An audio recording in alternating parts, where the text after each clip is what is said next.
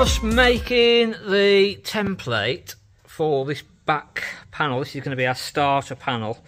So we've got it somewhere near with an offcut, and then just using our little tool just to hopefully give us a nice fit all the way around. So we'll cut a solid panel now and then give that a test fit, and hopefully we've got our template then to use as a stencil. Camper build has started. First proper sort of day. I've been getting bits and bobs. We're going to have a look at the camper van. We're going to then go around and have a look at some caravans. I've got some tips coming up. Let's have a look how far we've proceeded so far, and then afterwards we're going to do some time-lapsey stuff of the actual build process going along. So we showed you the little 041 previously. So this was a proper camper conversion done by a proper camper company. So I'm sort of using ideas from this, but I've got my own ideas as well. So let's have a look how we're actually getting on.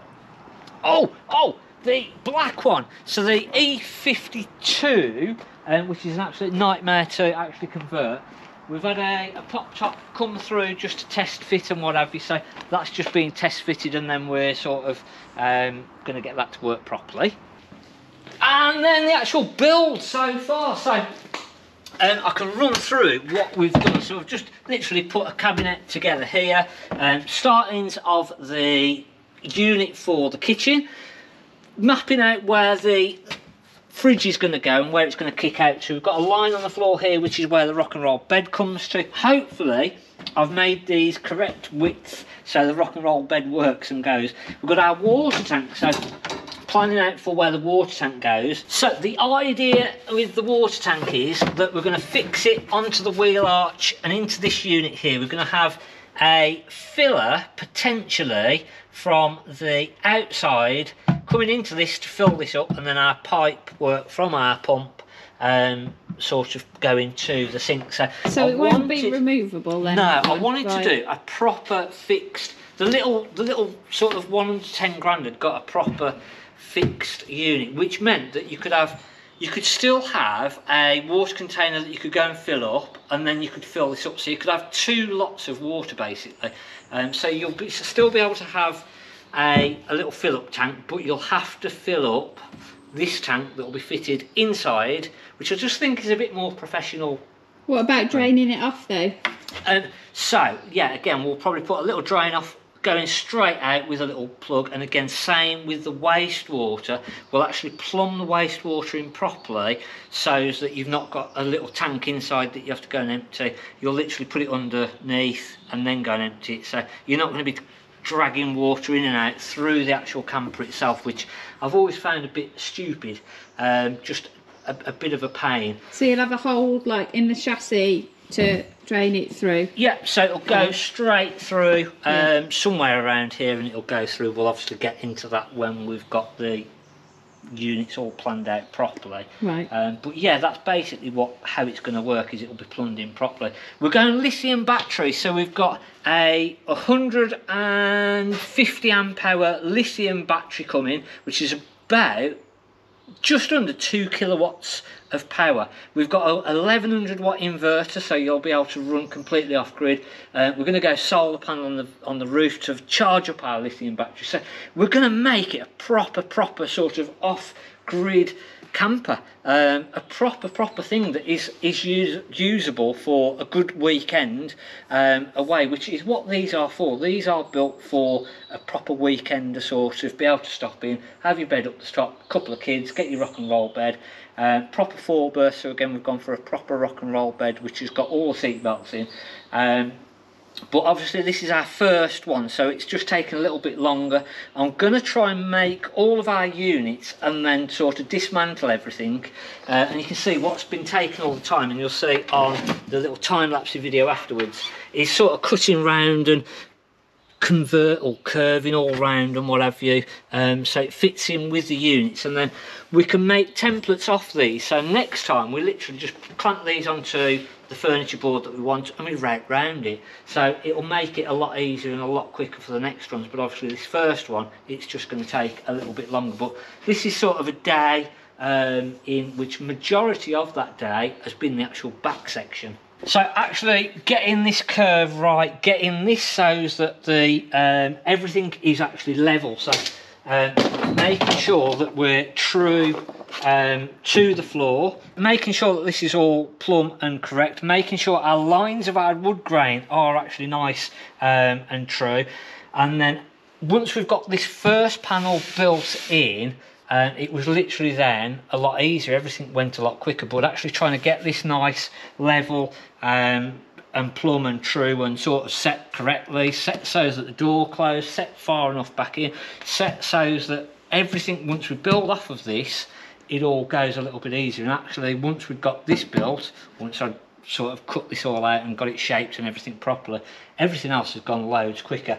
A few more ideas. And actually I'll just run through some of the bits that we've been using. So this is a real cool little tool that we can use to sort of just get our profile. So you'll see in the video in a bit coming up, just into a bit more of the detail. This gives us a good idea. The issue that I found was first that I was doing it with just 3mm ply, and because it bends and it moves, and actually then trying to get it completely true and level was really difficult. So I ended up just actually going for it with the proper material and then doing a lot more jiggering around with that.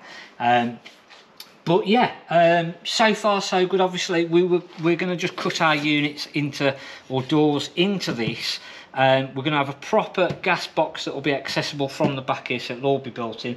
Hopefully going to have a nice big drawer that comes out from underneath, and then going back round the side, what I'm hoping to do is actually build this tabor, I don't know how you pronounce it, but I'm going to cut the complete side out of this here, and it'll have a door that will sort of manoeuvre around like that, and that'll give us nice access. So that's our tracks for that. So a lot going on. We're going to go and have a look at some caravans, and then we'll get on with the build, a bit of time lapse of the actual build. So I was hoping to get more of the build done, and we've been making templates and whatever, so I've not really been able to sort of video and do what I wanted to do. So a bit of a pain, but we're getting there slowly. So hopefully next week we can actually do more of a proper build video just all on its own. Friday's video we did our proper look at getting the caravan drained down and getting it winter ready. So if you missed that, that's coming up now. As I say, we've got a little bit of sort of time lapse here, or a little bit of just how we're sort of making up the shapes for the back units and trying to follow the contours of the little camper, etc. Nice little two berths. So again, been a mixed one with sort of two berths going busier, fixed single beds. So this is a nice little Seville, Better Unicorn Seville 2018 15995. Aldi central heating, got a nice washroom on the side, and then obviously that lovely kitchen at the back. So that gives you loads of workspace, and then as I say, single beds have been quite busy as well. So we'll have a look at a nice single bed van. That was a better car, that's just come in. He's got a couple of issues with his motor mover, so hopefully that's done and dusted. That was single beds. A little house, a little sport and fun. So again, that was the fixed bed, sporty little caravan. Big fridge freezer. So again, really like this. And I think it's hopefully going to go to a sporty family. More of a two berth I'd say than a family van in all honesty, but it gives you that option for the... One of our awning suppliers sent an email saying they started doing an awning for this actually. Oh right. Yeah, can't think who it was now, but I did see an email say that you can add an awning to it. Someone's putting them onto that. Yeah. Another two berth, so that's the Conqueror. We'll have a look in that as well in a second. This is the Pegasus Grand SE.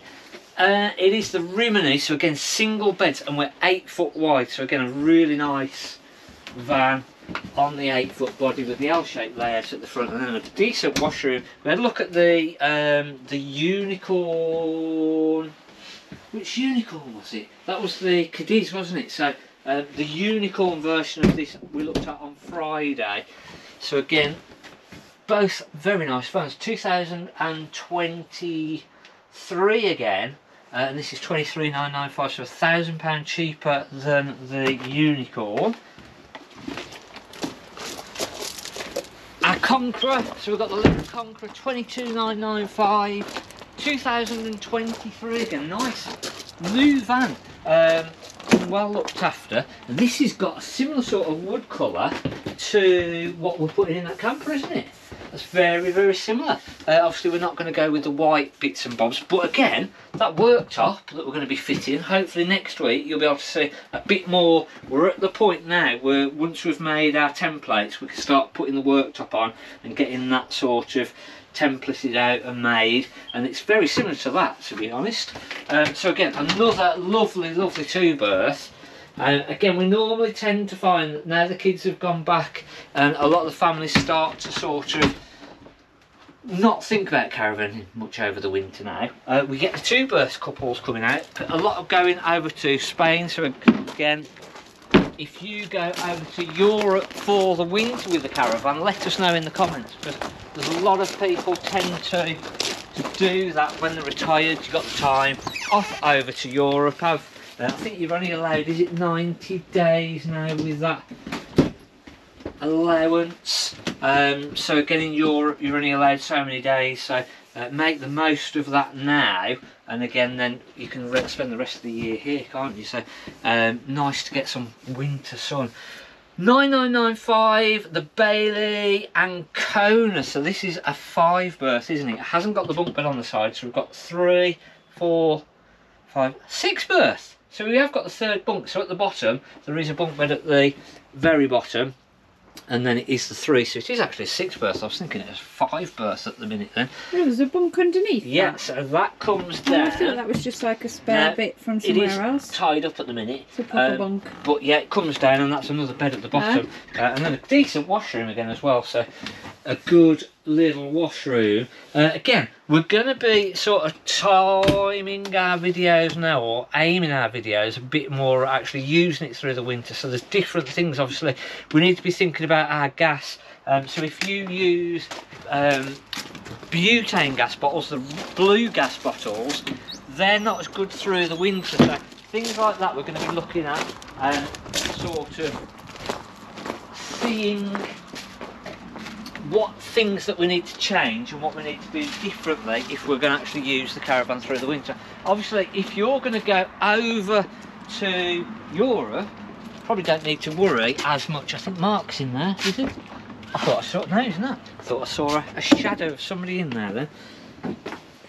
So you're probably not going to worry about the colder weather so much if you go over to Europe, but what you have got to think about is that Calagas bottles aren't necessarily available over there, so you might have to go on to camping gas bottles. So again, something that we'll be looking at in the next couple of weeks, getting ready and actually using the caravan. So again, I think even if you're going to use the caravan, you're going to be wanting to keep your water system drained down like we did on Friday's video, just because if you sort of put it away for a couple of weeks and then you're not going away, it's potentially going to freeze up. So really nice one, that Sprite Major 4 EB 2018, and it is 16,995. That sounds a cheap one, doesn't it? That? I'm hoping we've got the price right on that. I think we have. But yeah, that's pretty much it for this week. Hopefully it's give you a little sneak start look at the camper build. I'm going to get the camera set up there and proper time lapse all of the actual build. Give you a few little tips there about sort of the gas, and actually starting to think about using the caravan over the winter. If you're going to sort of go, no, I'm using it all the way through, I'm going to get my money's worth. That is the sort of tips that we're going to be coming up now with the next few weeks. So hopefully you've enjoyed this little sort of weird and wonderful video. It's a bit all over the shop, but if you have, let us know in the comments, hit the subscribe button, and we'll see you next week. Thanks for watching. I'm Mark at the Caravan Place.